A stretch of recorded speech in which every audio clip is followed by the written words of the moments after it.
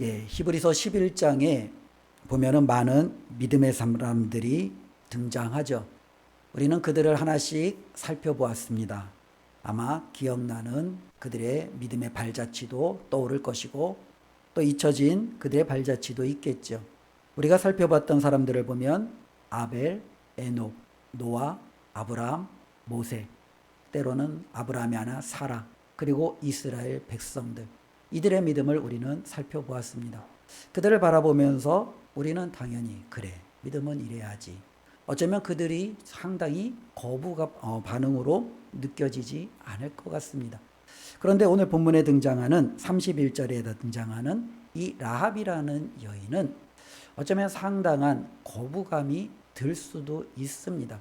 우리는 지금 많은 시간이 지났고 또 역사가 지나므로 상당히 이 부분에 대해서 자연스러울 수 있을지 모르지만 성경에 이 라합이라는 인물이 등장할 때 어쩌면 그녀를요, 우리가 그냥 보통 사람들과 같이 똑같은 시각으로 보기에는 상당히 좀 어려움이 있죠.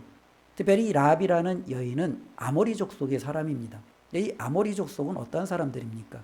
하나님께서 이스라엘 백성이 가나안 땅으로 들어갔을 때 이 가나안 땅의 7족속을 면하라 라고 할 때 7족속 중에 한 족속이 바로 이 아모리 족속이에요. 당연히 라합이라는 이 이방 여인은요, 이스라엘 백성의 어쩌면 그 진노로 하나님의 명령에 따라 죽을 수밖에 없는 여인이죠. 이것만 해도 어쩌면 그 라합이라는 여인이 어쩌면 상당히 불편한데 그 여인의 직업을 보면 더욱더 우리에게 좀 불편함을 주죠. 오늘 말씀을 보면은 기생 라합이라고 합니다. 이 기생이라는 단어가 우리가 보통 한국 사람은 기생하면 누가 떠오르죠? 황진이. 그죠? 황진이가. 근데 우리가 보통 아는 이 기생은요, 보통 이제 춤과 때로는 여러 가지 학문적인 학식과 때로는 기품, 때로는 고품 있는 우리가 뭐 그런 어떤 접대하는 여성을 떠오르는데 실질적으로 이 기생이라는 단어는 어쩌면은 우리가 이제 한글로 번역하면서 굉장히 좀 곱상하게 번역했죠. 복음서에서는 이 라합을 기생 라합으로 번역하지 않아요. 뭐라고 번역하면 창녀 라합 이렇게 번역합니다. 그게 원문에 더 맞는 단어죠. 그러니까 이 라합의 직업은 뭐냐? 그러면은 창녀 매춘부예요. 특별히 설교할 때 이와 같은 단어를 입에 올리기가 굉장히 불편해요. 우리는 서로 말할 때도 이러한 단어들은 상당히 우리를 불편하게 만들죠. 어쩌면 라합의 직업을 보면 이와 같은 굉장히 받아들이기에는 어쩌면 우리가 입에 담기에는 너무나도 불편한 여성이라는 거예요. 그런데 이 불편한 여성이 히브리서 11장의 믿음의 어쩌면 대표적인 격으로 저와 여러분들에게 오늘 소개해주고 있다라는 거죠. 그는 분명히 하나님의 심판으로 그 진노로 죽을 수밖에 없는 아모리 족속의 이방 사람이었어요. 그렇던 그녀가 하나님의 백성으로 하나님 앞에 온전히 받게 되어지는 놀라운 은혜를 받게 됩니다. 무엇보다도 그녀의 직업과 그녀의 모든 삶을 보면 많은 사람들이 그를 경멸하며 그를 어쩌면 핍박해도 그것은 전혀 문제될 것이 없겠죠. 손가락질해도 어쩌면 그녀는 그것에 대해서 반박할 여지가 없을 것 같습니다. 그랬던 그녀가 이제는요, 구원의 반열, 때로는 저와 여러분들이 칭송할 수 있는 놀라운 우러름의 대상이 되었던 것을 우리는 보게 되죠. 도대체 이 라합이 어떻게 그의 삶이 이렇게 바뀌었느냐라는 거예요. 이방인으로서부터 하나님의 백성으로 정말로 손가락질 받을 수밖에 없는 그의 삶이 어쩌면 많은 이들에게 칭송을 받는 삶으로 바뀔 수 있느냐라는 거죠. 오늘 31절은요, 그 답을 뭐라고 이야기합니까? 믿음으로라는 거예요. 믿음의 위대함을 우리는 여기서 다시 한번 깨닫게 됩니다. 이 믿음이 얼마나 저와 여러분들에게 큰 영향력을 끼치는지 이 믿음은 사람의 삶을 바꿔버리는 거예요. 그 사람 자체를 바꿔버리는 거예요. 옛날에는 하나님의 진멸의 대상이 심판의 대상이 이제는 하나님의 긍휼의 대상, 하나님의 구원의 대상, 하나님이 정말로 함께하는 사람으로 바뀌어버리는 거예요. 여기에는 믿음이 있다라는 거예요. 믿음은요, 많은 사람들에게 손가락질과 경멸을 받는, 조롱을 받는, 모욕을 받는 그 사람이 이제는 많은 사람들에게 칭송과 높임과 때로는 우러름을 받는 그 대상으로 바꿔버린다라는 거죠. 이것이 바로 믿음이라는 겁니다. 그러니 히브리서 11장에서 이 믿음을 강조하는 것은 아무리 강조해도 지나치지 않는 거죠. 우리 주님께서 이 땅에 오셔서 누누이 말씀하시지만 내가 믿음을 보겠느냐라고 말씀하시는 데에는 그만큼 하나님이 기뻐하시는 것이 바로 이 믿음이라는 겁니다. 우리는 오늘 이 라합을 통해서 하나님이 기뻐하시는 믿음이 또 어떠한 믿음인지 다시 한번 생각해 보기를 원합니다. 특별히 여호수아 2장에 보면 이 라합이 등장했던 짤막한 이야기가 있습니다. 특별히 여리고를 정복하기 전에 여호수아는 정탐꾼을 보내죠. 근데 이 정탐꾼이 여리고성을 돌아다니다가 아마 그들이 그 여리고성의 지도자들에게 어느 정도 발각이 되었던 것 같습니다. 그래서 그들이 숨어 들어갔던 집이 라합의 집이에요. 근데 이 라합은요, 분명히 이들을 숨겨주면 자신들에게 어떠한 해가 올지 알았죠. 그럼에도 그녀는요, 바로 이 두 명을 숨겨주었습니다. 목숨을 건 행동이었습니다. 그리고 그 라합은요, 그들을 숨겨주고 난 이후에 이제는 자신이 그들을 왜 숨겨주었는지를 말하는 내용이 나옵니다. 우리 여호수아 2장 9절부터 11절 말씀인데요. 우리 같이 화면을 보시면서 함께 읽겠습니다. 말하되 여호와께서 이 땅을 너희에게 주신 줄을 내가 아노라. 우리가 너희를 심히 두려워하고 이 땅 주민들이 다 너희 앞에서 간담이 녹나니 이는 너희가 애굽에서 나올 때에 여호와께서 너희 앞에서 홍해물을 이르게 하신 말과 너희가 요단 저쪽에 있는 아모리 사람의 두 왕 시온과 옥에게 행한 일 곧 그들을 전멸시킨 일을 우리가 들었음이니라. 우리가 듣자 곧 마음이 녹았고 너희로 말미암아 사람이 정신을 잃었나니 너희의 하나님 여호와는 위로는 하늘에서도 아래로는 땅에서도 하나님이시니라. 아멘. 이것이 바로 라합이 두 정탐꾼에게 이루었던 내용입니다. 특별히 이 말씀을 바라보면은 히브리서에서 말했던 이 라합의 믿음이 너무나도 정확하게 드러나죠. 도대체 기생이었던, 어쩌면은 부끄러운 직업을 가졌던 이 여인이 갖고 있었던 그와 같은 삶을 바꾸었던 그녀에게 있었던 믿음은 어떤 믿음이냐라는 부분입니다. 예전에 많은 경우가 그런 부분들이 있어요. 우리가 이제 신앙생활을 하다 보면은 믿어지지 않는 부분이 많아요. 그렇죠? 때로는 깨달아지지 않는 부분이 많아요. 그러면 때로는 그걸 물어보죠. 가장 흔한 예가 우리의 자유의지죠. 하나님의 주권이 있는데 우리의 자유의지가 이게 안 이루어지잖아요. 하나님은 절대적인 주권으로 모든 것을 다스리시는데 우리는 또 하나님 앞에 우리는 모든 것을 마음껏 할 수 있는 자유가 있다. 이 두 개가 합해지지가 않아요. 그러니까 많은 이들이 이것에 대해서 질문을 합니다. 선악과 모든 분들이 한 번씩은 질문해 보셨겠죠. 왜 하나님이 선악과를 만드셔서? 그렇죠? 하나님의 문제의 원인처럼 우리는 그 선악과에 대한 질문도 많이 하죠. 삼위일체 하나님, 성부, 성자, 성령 하나님이 왜 한 분이신가? 우리는 신앙생활하다 보면 끊임없이 이와 같은 질문들을 하게 됩니다. 어떻게 남자를 알지 못하는 여자가 어쩌면 아들을 낳을 수 있는지, 동정녀 탄생에 대해서 세상에 있는 많은 사람들은 이것은 불가능하다. 그것은 꾸며낸 하나의 신화에 불과하다. 그리고 많은 믿는 이들도 이 부분을 받아들이기가 상당히 불편하고 어렵지요. 그러다 보니 우리는 신앙생활에 끊임없이 많은 질문들을 합니다. 근데 예전에는 이런 질문들을 하면 상당히 많은 분들이 좀 그 부분에 대해서 좀 무시해요. 야, 그냥 믿어. 믿으면 알아서 다 해결돼. 지금은 너가 질문하고 의심할 때가 아니라 그냥 받고 믿을 때야. 그러면서 혹 닥치고 그냥 믿는 것이 어쩌면 만사 모든 것의 열쇠인 것처럼 우리들에게 이루어졌죠. 그런데 성경은요, 우리가 어쩌면 그냥 무조건 믿는다. 그 믿음은 우리가 그냥 아무 생각 없이, 우리가 아무 의심 없이, 아무 고민 없이 그냥 모든 것들을 다 받아들이냐? 그렇게 말하지 않습니다. 성경은 이 믿는 것을 아는 것과 거의 같게 봅니다. 우리가 알기 위해서는 어떻게 해야 돼요?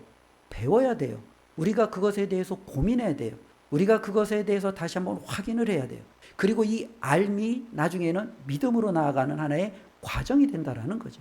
그래서 성경에 보면은요, 이 알에 대해서 너무너무 많이 우리에게 강조를 하죠. 구약에 보면 하나님께서 이스라엘 백성들에게 그토록 목소리 놓아 정말로 선지자를 통해서 외치는 말씀이 무엇입니까? 너희가 힘써 여호와를 알라라는 거예요. 여호와를 알아야 되는 거예요. 우리가 정말로 여호와를 믿는 것 중요하죠. 그런데 우리가 그것을 믿기 위해서 먼저 해야 될 게 뭐예요? 내가 믿어야 될 그 대상이 누구인지 알아야 되는 거예요. 알지 못하는데 우리가 어떻게 그것을 받아들이고 믿을 수 있겠습니까? 우리 주님께서는요, 영생에 대해서 말씀합니다. 근데 영생에 대해서 말씀하는데 우리 예수님이 이렇게 말합니다.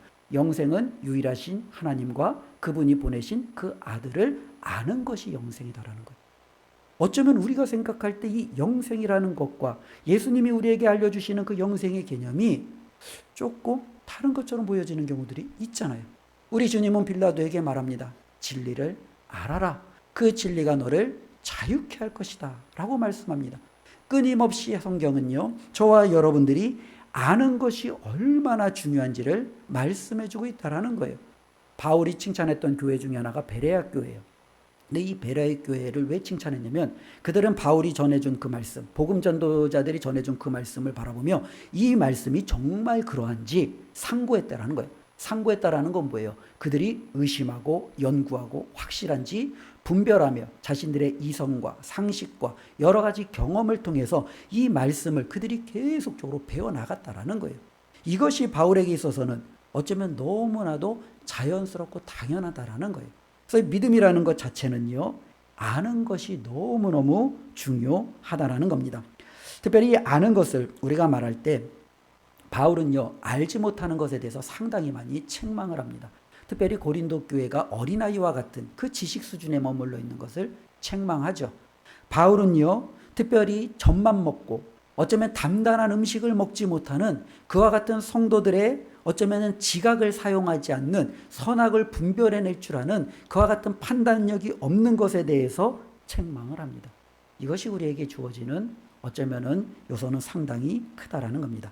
그래서 많은 사람들이 아는 것과 믿는 것을 자꾸 별개로 두는데 그렇지 않다라는 것을 우리가 기억하셔야 됩니다. 이런 경우들이 있죠. 보통 보면 이순신 장군이 명량해전에서 12척의 배를 가지고 일본군을 크게 무찔렀다라는 사실을 나는 안다. 우리 다들 아시죠?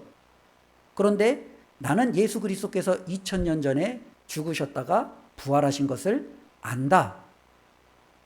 많은 사람들이 그렇게 말하지 않아요. 뭐라고 하죠?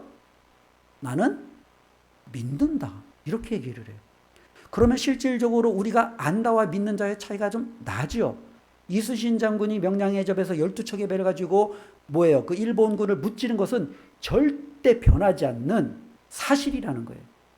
그런데 예수님이 부활했다는 걸 믿는다는 것은 어쩌면 나의 개인적인 주관, 어쩌면 어떤 믿는 신앙을 가진 사람들에게 한정된 이것은 그럴 수도 있고 아닐 수도 있다라는 의심의 여지가 들어가는 그와 같은 개념으로 우리가 갖는 경우들이 종종 있다라는 거예요. 그래서 우리는요, 실질적으로 아는 것은 사실에 근거한 것이고 믿는다라는 것은 어쩌면 약간의 의심의 여지가 있을 때 우리는 때로는 이것을 차별을 두는 경우들이 종종 있다라는 거죠. 그러나 성경은요, 이 둘이 전혀 차별의 영역의 대상이 아니다라는 거예요. 이 두 가지는요, 분명히 확실하게 아는 것과 믿는 것은요, 같이 간다라고 우리에게 끊임없이 말씀해주고 있다라는 겁니다. 우리가 다시 한번 보면 이런 거죠. 나는 이순신이 일본군을 무찔러 승리했다는 사실을 조금도 의심하지 않고 믿는다. 그치요? 이게 바로 안다라는 거예요. 그렇다면 우리의 믿음의 대상도 동일한 거죠. 나는 예수 그리스도께서 나를 위하여 이 땅에 오셔서 십자가에 달려 죽으시고 부활하셨다라는 그 사실을 조금도 의심하지 않고 믿고 안다. 우리는 이렇게 나간다라는 거죠. 그렇기 때문에 실질적으로 중요한 것은 우리가 아는 그 놀라운 은혜가 어떻게 되는지 우리가 다시 한번 성경을 통해서 확실히 알아가야 된다라는 거예요. 그렇다면 여기에 왜 이 사실을 안다라는 것과 때로는 믿는다라는 것을 많은 사람들이 자꾸 좀 구별하면서 그것을 우리가 단어를 사용할까 고민해 보면은요, 그 안에 믿으려고 하지 않는 마음이 있기 때문에 그래요. 우리가 정말로 그것을 좀 믿으려고 하지 않기 때문에 안다라는 단어를 사용하기보다는 혹은 믿는다라는 단어를 사용하는 경우들이 더 크다라는 거예요. 우리가 그 예를 보면은요, 안다라는 것 자체는 하나님이 주신 저와 여러분들에게 주시는 놀라운 은혜예요. 예수님께서 이 땅에 오셨을 때 굉장히 많은 기적을 행하십니다. 많은 기적 가운데 앞을 보지 못하는 사람들을 보게 하시고 걷지 못하는 자들을 일으키시고 귀신 들린 사람들을 쫓아내시며 정신을 맑게 하시고 심지어는 죽은 자들을 주님께서 무덤에서 끌어내시며 살리시는 역사를 보이세요. 그것을 유대인들이 봤어요. 그런데 문제는요, 그 유대인들이요, 예수님이 누군지 모르는 거예요. 그들이 예수님이 누군지 모르니까 예수님을 어떻게 해요? 믿지 않아요. 그들 앞에서 그 온갖 기적을 행하셔도 그들은 예수님을 받아들이지 못해요. 왜 받아들이지 못해요? 예수님이 누군지 모르니까 못 받아들이는 거예요. 믿음과 아는 것은 같이 가는 거예요. 무조건 네가 믿어라 하면서 믿어지지가 않는다라는 거예요. 그것이 무엇인지 정확히 알아야 믿을 수 있고 나의 모든 삶을 거기에 헌신할 수 있는 거예요. 예수님께서 정말로 하나님을 아는 것과 그 하나님이 보내신 예수 그리스도를 아는 것이 영생이라고 말씀하셨고, 정말로 구약의 하나님께서 이스라엘 백성에게 너희가 와서 힘써 여호와를 알아야 한다라는 것을 말씀하신 이유가 여기에 있는 거예요. 알지 못하는데 어떻게 믿음이 되겠습니까? 알지 못하는데 어떻게 우리가 그분을 믿고 따를 수 있고 고백할 수 있겠습니까? 이것은 너무나도 당연한 거예요. 그래서 이스라엘 백성을 보면 그들의 눈에 뻔히 보임에도 불구하고 그들은요, 예수님을 믿지 않으려는 마음을 가지고 있어요. 그래서 성경은 뭐라고 말하냐면은 하나님께서 그들의 눈을 멀게 하심으로 그들로 하여금 예수 그리스도가 누군지 알지 못하게 하셨다라고 기록하고 있습니다. 그러니 그들은 자신들의 눈앞에서 하나님과 더불어 방불케 되는 그 놀라운 기적을 행하시는 분이 앞에 계심에도 불구하고 그분을 믿지 않으려는 마음 때문에 하나님이 그들로 하여금 예수님이 누군지 깨닫게 하는, 알게 하는 마음을 주시지 않았다라는 거예요. 이것이 어쩌면 우리에게 너무나도 중요한 요소라는 거예요. 안다라는 것은 저와 여러분들에게 있어서 그 하나님을 믿는 정말로 놀라운 그 방향으로 나아가는 중요한 어쩌면 하나의 과정임을 우리가 꼭 기억했으면 좋겠습니다. 그래서 바울은요, 에베소서 4장 13절에 다음과 같이 말합니다. 우리 같이 함께 읽습니다. 우리가 다 하나님의 아들을 믿는 것과 아는 일에 하나가 되어 온전한 사람을 이루어 그리스도의 장성한 분량이 충만한 데까지 이르리니. 자, 이 말씀 그냥 두시면요, 이 말씀에서 우리 그리스도인들의 목표가 있어요. 저와 여러분들의 삶의 목표가 있어요. 그건 바로 뭐예요? 저와 여러분들이 예수 그리스도의 수준에까지 이르는 거예요. 저와 여러분들을 통해서 예수 그리스도의 모습이 나타나는 거예요. 그러니까 저와 여러분들은 예수님을 닮는 게 우리 일생일대의 목표예요. 저와 여러분들이 그럼 예수 그리스도를 닮기 위해서 그럼 우리가 해야 될 일이 무엇이냐? 예수님을 믿는 것, 예수님을 아는 것. 이게 밑받침이 돼야 된다는 거죠. 내가 예수님을 믿지 않는데, 내가 예수님을 알지 못하는데 어떻게 그 예수님을 닮는 수준에까지 이룰 수 있습니까? 믿는 것과 아는 것은요, 별개가 아니라 같이 간다라는 거예요. 그래서 성경은요, 저와 여러분들이 예수님을 아는 것이 중요하다라고 말씀하였고, 그리고 라합이 가지고 있었던 믿음은요, 바로 이 믿음이었다라는 겁니다. 우리 다시 한번 여호수아 2장 9절 말씀인데요, 우리 2장 9절 말씀을 함께 읽습니다. 말하되 여호와께서 이 땅을 너희에게 주신 줄을 내가 아노라. 예, 여기까지요. 말하되 여호와께서 이 땅을 너희에게 주신 줄을 내가 뭐 한다고요? 안다라는 거예요. 우리가 아노라를 민노라로 놓고 한번 읽어보겠습니다. 말하되 여호와께서 이 땅을 너희에게 주신 줄을 내가 믿노라. 전혀 차이가 안 나죠. 아는 것과 믿는 것은 같이 간다라는 거예요. 우리가 믿어지지 않는 것은 그만큼 우리가 하나님을 모르기 때문에 그러는 거예요. 하나님이 저와 여러분들을 향하여 가지고 있는 그 계획과 놀라운 크신 뜻을 모르니까 하나님이 믿어지지 않는 거예요. 알면 믿어져요. 우리가 사람과의 관계도 마찬가지예요. 어떠한 사람을 알면 그 사람의 중심과 그 사람의 선함과 그 사람의 삶과 그 사람의 모든 발자취를 알면 그 사람을 믿게 돼요. 그런데 그 사람을 내가 잘 몰라요. 그 사람이 어떤 삶을 살아왔는지, 그 사람의 중심이 선한지 약한지 난 그 사람을 잘 몰라요. 그럼 그 사람이 아무리 좋은 말을 해도 우리는 그 사람을 믿고 따르기 어려운 거예요. 그만큼 우리는 누군가를 알아야 믿을 수 있는 거예요. 하나님을 알아야 더 큰 믿음으로, 하나님을 알아야 더 큰 발자취로 우리는 나아갈 수 있는 거죠. 바로 라합은요, 하나님을 알았어요. 그분이 행하신 일을 알았어요. 그래서 그는요, 믿음으로 나아갈 수 있는 놀라운 중심을 가지고 있었다라는 것을 우리가 꼭 기억했으면 좋겠습니다. 그럼 여기서 한 가지 우리가 또 질문해 볼 수 있습니다. 라비, 그럼 어떻게 이와 같은 하나님을 아는 지식, 하나님을 믿는 지식, 이 놀라운 은혜가 그에게는 있을까? 어쩌면 그에게는 이 놀라운 축복이 주어졌을까? 정말로 직업도, 때로는 신분도, 정말로 하나님 앞에 아무 내세울 곳이 없는 그녀에게 왜 하나님은 이러한 엄청난 은혜를 주셨을까? 첫 번째로 우리가 말하면 당연히 이것은 축복이죠. 은혜죠.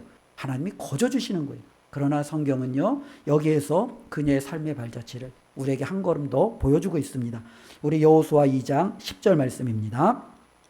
우리 함께 읽습니다. 이는 너희가 애굽에서 나올 때에 여호와께서 너희 앞에서 홍해물을 마르게 하신 일과 너희가 요단 저쪽에 있는 아모리 사람의 두 왕 시온과 옥에게 행한 일, 곧 그들을 전멸시킨 일을 우리가 들었음이니라. 예, 이 라합은요, 뭐래요? 들었어요.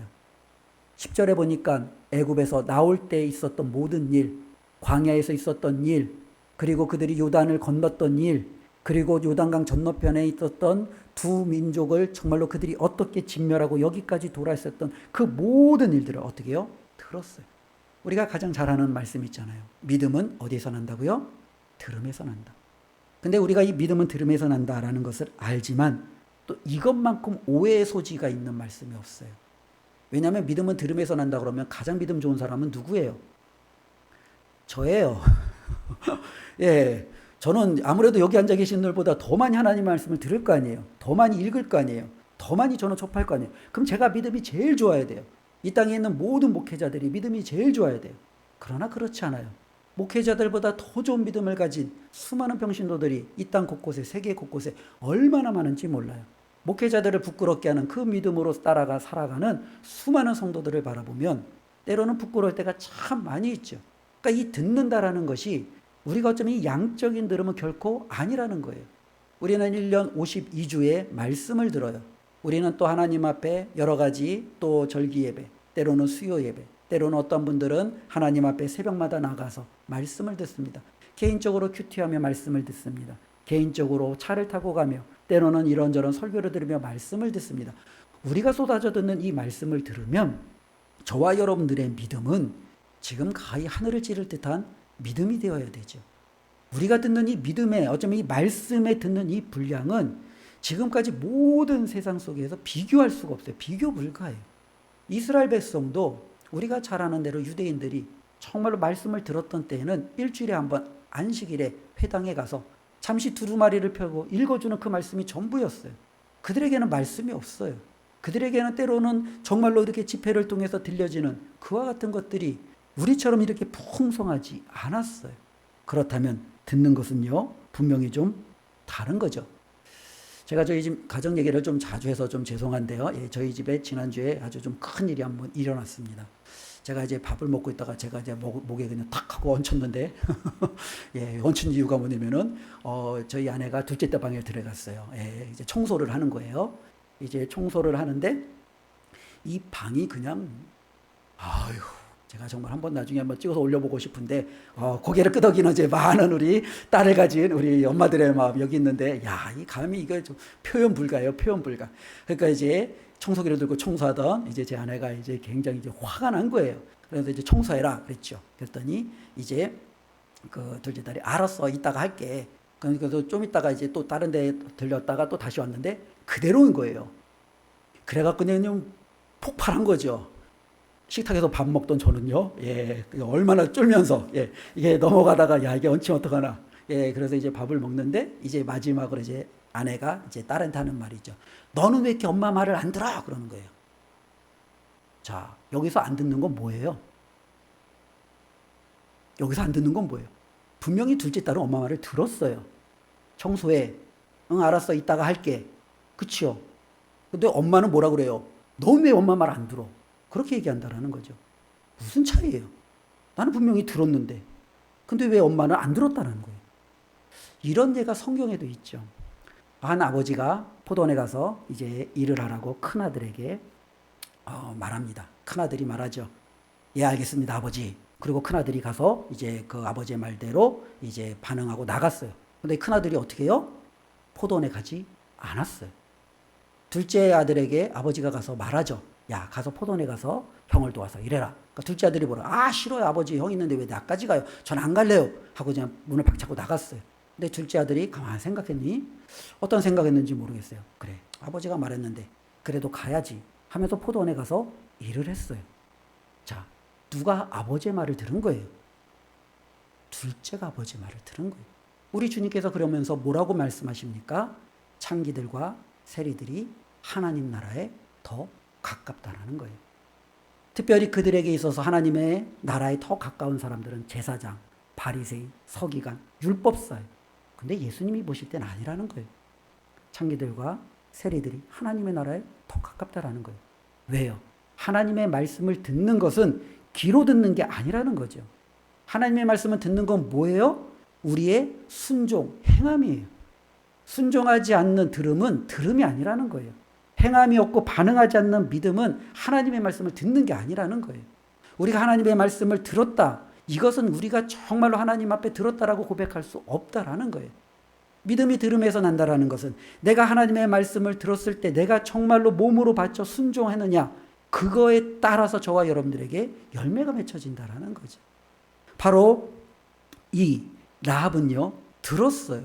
그런데 들은 그녀의 믿음은 바로 뭐예요? 행동으로 나오잖아요. 순종함으로 나오잖아요. 그녀는 굉장히 많이 하나님의 말씀을 듣고 그분의 행하신 말씀을 듣고 고민했을 거예요. 하나님의 행하신을 바라보며 내가 지금 어떻게 해야 될까? 내가 지금 어떻게 판단해야 될까? 그녀는 갈등하고 고민하면서 그녀는 내디뎠을 거예요. 분명히 여리고성은 굳게 닫혔습니다. 분명히 하나님의 백성들은 이제 밀고 들어올 때입니다. 객관적으로 보면 저들이 여리고성을 정복할 확률은 거의 제로에 가까워요. 그들은 성 안에서 버티면 되는 거예요. 그럼에도 불구하고 그녀는 하나님의 말씀을 들으니 하나님께서 이 성을 그들에게 넘겨주신 것을 알아요. 하나님의 뜻을 자신이 거부할 수 없다는 걸 알아요. 내가 무엇을 해야 될까? 그녀는 하나님 앞에 항복하는 거죠. 하나님의 뜻에 따르는 거죠. 정탐꾼들을 숨겨주는 거예요. 이것이 목숨을 건 자신에게 있어서 가장 어쩌면 위험한 행동이라는 것을 알매도 불구하고 그렇게 행하는 거예요. 우리 31절 오늘 히브리서 다시 한번 읽어보겠습니다. 믿음으로 기생 라합은 정탐꾼을 평안히 영접하였으므로 순종하지 아니한 자와 함께 멸망하지 아니하였도다. 예. 여기서 기생 라합, 우리 라합의 믿음은요, 어떤 믿음이었어요? 바로 하나님의 말씀에 순종했던 믿음이에요. 하나님의 말씀에 그대로 반응하고 따르고자 했던 믿음이에요. 바로 그 믿음에 하나님은 그녀를 멸망의 자리에서 구원의 자리로, 조롱과 어쩌면 많은 사람들의 경멸의 자리에서 칭송과 영광의 자리로 올리시는 거예요. 바로 믿음이라는 것은 여기에 있다라는 것을 우리가 기억했으면 좋겠습니다. 우리가 다시 한번 믿음이 뭐냐라고 한다면, 믿음은 저와 여러분들이 하나님을 아는 거예요. 그분이 우리를 위해서 무슨 일을 행하셨는지 우리가 알아야 돼요. 알지 못하면 믿음은 우리 가운데 자라질 않아요. 많은 사람들이 역사를 바라볼 때 그들이 그것을 알고 그것을 받아들이고 믿기까지는 배우잖아요. 그들이 연구하잖아요. 그리고 나중에는 결론을 내리는 거잖아요. 우리도 마찬가지예요. 말씀을 통해서 내가 믿는 하나님이 어떠한 분이신지, 내가 믿는 하나님이 어떠한 것을 이루셨는지, 내가 믿고 있는 하나님은 어떠한 계획과 어떠한 뜻을 가지고 있는지, 그 하나님은 나를 향하여 오늘 무엇을 원하시는지 우리가 알아야 돼요. 그리고 우리가 그것을 아는 것이 바로 믿는 것이고 듣는 것이고, 그렇다면 이제는 결단을 하는 거죠. 라합처럼, 그래요 하나님, 세상에서 분명히 아니다라고 말하지만 저는 하나님을 알기에, 하나님의 말씀을 알기에 저는 하나님 앞에 나의 모든 목숨을 걸겠습니다. 나의 모든 삶을 걸겠습니다. 그러면서 하나님 앞에 나아가는 이 믿음이 라합의 믿음이었고, 바라기는 이 믿음이 저와 여러분들의 믿음이 되기를 주님의 이름으로 축원을 드립니다. 라합 한 사람이 그녀뿐만 아니라 그녀의 온 가족을 살렸어요. 여리고에서 모든 사람들이 다 죽임을 당하는 그 순간에 라합의 가족은 구원을 받았습니다. 저와 여러분들의 믿음이 우리의 가정을, 내가 사랑하는 사람을 살리는 놀라운 기초가 되시기를 다시 한번 주님의 이름으로 부탁드립니다. 기도하겠습니다. 하나님 감사합니다. 오늘도 하나님의 말씀을 통해서 라합의 믿음을 되돌아봅니다. 하나님, 우리의 믿음은 어떠합니까? 우리가 하나님을 아버지라고 하는데 우리는 아버지를 얼마나 많이 알고 있는지요? 우리 아버지의 뜻을 얼마나 헤아리고 있는지요? 다시 한번 되돌아보게 하여 주시옵소서. 우리 아버지께서 우리에게 말씀하실 때 우리는 첫째 아들처럼 앞에서는 듣는다라고 하지만 뒤에서는 듣지 않는 불효를 행하고 있지는 않은지요. 하나님의 말씀을 듣게 하여 주시옵소서. 하나님의 말씀에 순종하게 하여 주시옵소서. 하나님이 기뻐하시는 믿음으로 나를 살리고 가정을 살리고 교회를 살리고 이 나라와 이 민족을 살리는 우리 모든 성도님들이 되도록 주여 도와 주시옵소서. 예수님의 이름으로 기도드리옵나이다. 아멘.